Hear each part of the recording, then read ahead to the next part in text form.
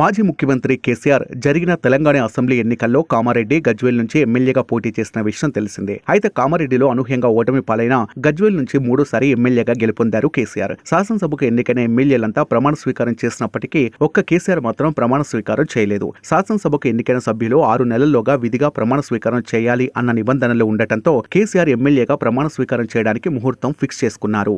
గత ఏడాది November 30న Telangana assembly ఎన్నికలు జరగగా డిసెంబర్ 3న ఫలితాలు వెలువడ్డాయి. కేసీఆర్ ప్రభుత్వం ఓటమి నేపథ్యంలో కేసీఆర్ తన రాజీనామా లేఖను గవర్నర్ కు పంపించి ఎర్రవల్లిలోని తన ఫామ్ హౌస్ కు వెళ్లారు. కేసీఆర్ ఇంట్లో కాలు జారి కింద పడటంతో తుంటి ఎముక విరిగిపోయింది. శస్త్రచికిత్స చేసి తుంటి ఎముక రీప్లేస్ చేసి 8 వారాలు రెస్ట్ తీసుకోవాలని వైద్యులు సూచించడంతో కేసీఆర్ విశ్రాంతిలో ఉన్నారు. ఈ నేపథ్యంలో కేసీఆర్ ఇప్పటి వరకు ఎమ్మెల్యేగా ప్రమాణ స్వీకారం చేయలేదు. ఇప్పుడు కాస్త ఆరోగ్యం కోలుకోవడంతో అసెంబ్లీకి వచ్చేందుకు సిద్ధమయ్యారు. ఫిబ్రవరి 1వ తేదీన మంచి రోజు కావడంతో అసెంబ్లీ స్పీకర్ గడ్డం ప్రసాదరావు ఛాంబర్లో ఎమ్మెల్యేగా ప్రమాణ స్వీకారం చేయనున్నారు కేసీఆర్. కేసీఆర్ ప్రమాణ స్వీకార కార్యక్రమాన్ని బీఆర్ఎస్ పార్టీ ప్రతిష్టాత్మకంగా తీసుకుంది. బీఆర్ఎస్ ఎమ్మెల్యేలు, నియోజకవర్గ ఇన్ఛార్జీలతో టెలికాన్ఫరెన్స్ నిర్వహించిన కేటీఆర్ ఫిబ్రవరి 1న జరిగే కేసీఆర్ ఎమ్మెల్యే ప్రమాణ స్వీకారానికి తప్పకుండా హాజరు కావాలని సూచనలు జారీ చేశారు. మరి ప్రమాణ స్వీకారం చేసిన తర్వాత కేసీఆర్ త్వరలో జరగనున్న బడ్జెట్ సమావేశాలకు హాజరవుతారో లేదో చూడాలి.